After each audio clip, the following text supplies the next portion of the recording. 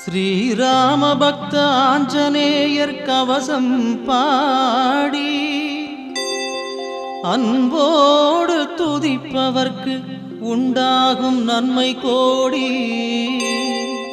பேராற்றல் கொண்டிருக்கும் மாருதி நீயே, உனை போற்றி பாட வந்தோம், நீ அருள் செய்வாயே.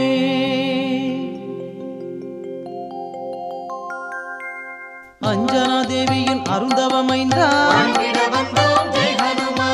அன்புடையோரை காப்பவன் நீயே,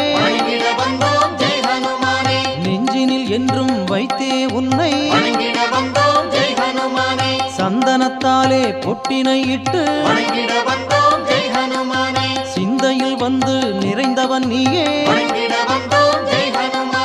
காற்றினில் என்றும் கலந்திருப்ப